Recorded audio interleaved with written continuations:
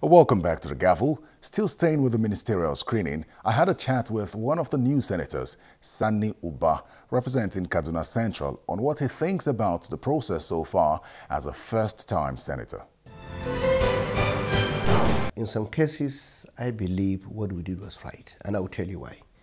Of course, I am elected from Kaduna Central. You know, in Kaduna State, where I come from, we have a very important gender policy. That is why in the state where I come from, Kaduna State, out of 14 commissioners, we have 6 commissioners who are female. And we have very important agencies now being headed by women, including the deputy governor of my state. So of course, when I came to the Senate, the first thing I believe in, look, we must have a Senate that is gender sensitive. We're not looking at female as less, or they are not ready, or they cannot express themselves or anything. But we have to encourage that. For that, I have no problem with that, and I have no apology for allowing the women, for the female to take a bow and go. Before we came, there was a policy in the Senate that if you were a member of the National Assembly, you usually take a bow and go. That is something that was there even before we came in. Is that something you support because you think it is a right policy, or you support it because it's a position that's been taken by the Senate? Of course, let me tell you the fact. The fact is that even the senators who have legislative experience, we asked them to express themselves. And that was the reason why when they came in, they just didn't take a bow and go.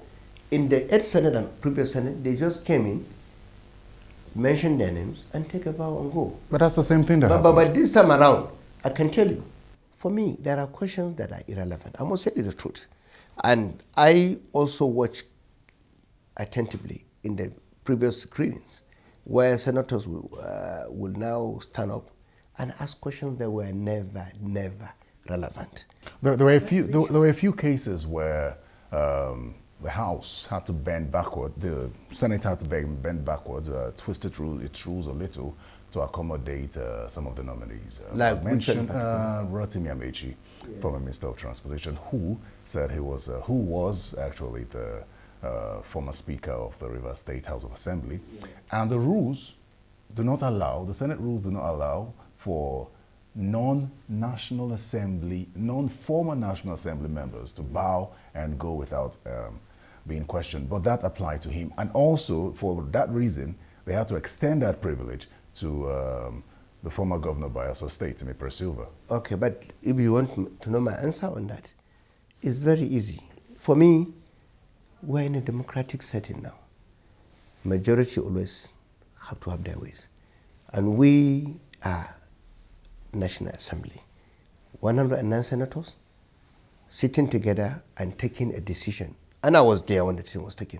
For me to come here now and disagree with that decision, that means I'm trying to say that I'm not. No, we just want a clearer explanation to that. Honestly speaking, as far as I'm concerned, few people, someone like Amechi, would do respect to people that want us to ask him so many questions. For me, if you ask me, I can say that, look, I went through his CV, and most of the things he wanted to stand up and say, I have been in this country, I know what he did. He don't need to tell me, but I also know. You're not interested in what he will do? I'm coming. I know actually what he did in the past. So screening Amechi, for instance, we screen based on his previous achievements. And for me, if you ask me sitting here, I will say, with all due respect, that he did well. How about the former governor of Bayelsa State, Ministerial? Ministerial, for me, on a more serious note, I am not from Bayelsa State. Yes. Of course. And the fact I'm not from Bayelsa State, people who are from Bayelsa State, they stood up, they spoke. They also said, they mentioned elaborately his achievement. And actually, I had discussion with a few of them, even before the screening. They told me this were his achievement in Bayelsa. Let's talk about the Minister of the FCT now, who had no reason, based on the Senate rules, to be asked to take a bow and go without being asked any questions.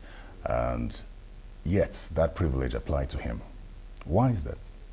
Okay. I don't believe, for me, sitting here, I can say that the Minister of FCT maybe people can interpret what happened that day differently. For me, if you ask me, I do not believe he stood up before us there and talked for about 45 minutes. And there he told us most of the project he did, where some of the projects were not completed, where there was a problem. Let me draw your attention to something that happened on the floor of the Senate during the ministerial screening that generated quite a lot of reactions. And I'm just going to ask you directly, do you think that as senators you deserve to have ministerial slots for employees? Which employees in particular? Okay, so here's what happened on the floor of the Senate. Senator Oluremi Tinubu, while speaking to Babatunde Fashola as a nominee at the time, pleaded with him to at least accord senators slots in his ministry. And that's generated quite a lot of reactions in the public space. Okay. Let me tell you, for me, look, slot is not meant for senators.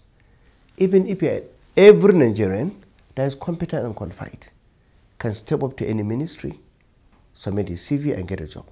For me, I do not believe, simply because I'm a senator, you have to reserve any slot for me. But if people come from my constituency and say, look, Ubasani, we voted for you, we want you to help us and forward this thing to so person, I will take it in. And at the same time, there may be someone who is not even a senator and he's not even from my state. He can take CVs to the minister from my state and say, look, help me with employment. So in this situation, for me, I believe still what she was saying, people come to me, they want employment, and please, if you get back there, I will come to you, you help them.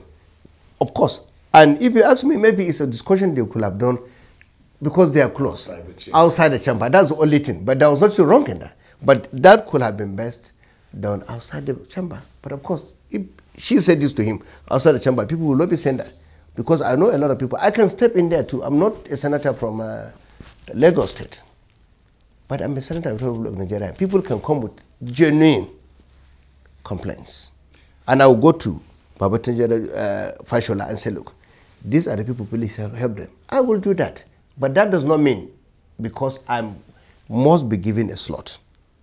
Every Nigerian must be treated equally, irrespective of which position you're holding. That's my position.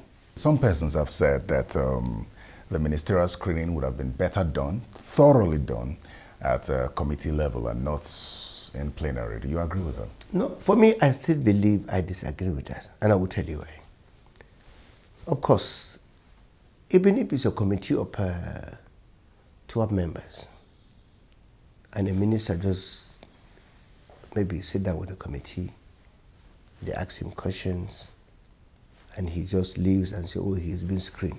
I can assure you, Nigerians will still complain. Why are you screening a minister, constituting a committee of only 12, 13, or 15 to screen the whole minister? Why can't you allow it to be open? Which one do you think would be more thorough? What we are doing at the moment, I can tell you, I still believe is the way to go about it. Look, people talking about the committee, I see someone will sit at the committee and stay there being screened for 2 hours. They will come from a committee and say, okay, go and screen this person at the committee level, and you can get into the committee room and come out in 5 minutes. The only area I want also to look into going forward is that most of these ministers, when they come to us, some of us will only get their CVs maybe a day, or even on the day we are screening them. And in any case, and we should also move forward as time goes on to make sure that when the senators are ministers are coming, they should come with their portfolios. If you say that, it could have been better because you have to know the specific question. But what is happening now, maybe someone who was a former minister of information, he stands before the Senate, and we all ask him questions on information. You are the former minister of education. He came to Senate, we asked him questions about education. That was not the practice elsewhere. No. So would you be pushing or sponsoring a bill or a motion to urge subsequent nominees to come with portfolios, or would you be supporting one if it is? Yeah, of course. For me, at the moment, we don't have any legal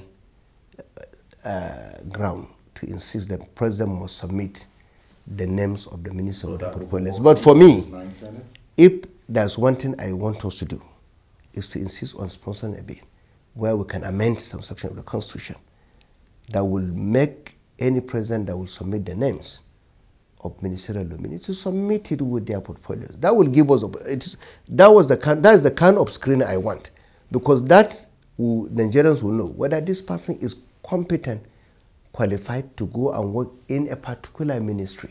But right now, you can come to the Senate, maybe you are an expert in an area of water, or maybe health, or maybe you're an engineer, and you end up being a minister of communication.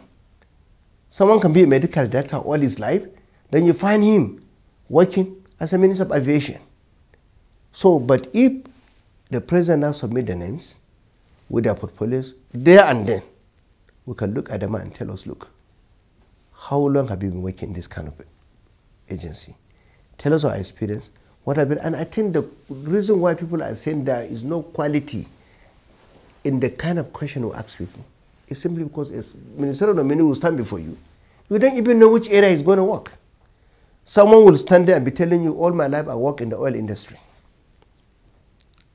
We can screen him. The next day you find out that he's a minister of education.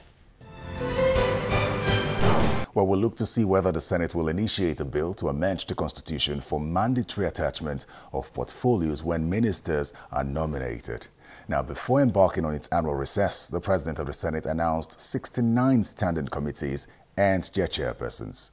Well, that's the gavel. The National Assembly may be on recess, but a lot happened before that break and will still happen, which we will bring to your notice subsequently. Remember to feed us back using our social media handles or email address. Thanks for watching. I'm Terry Ikumi. Bye for now.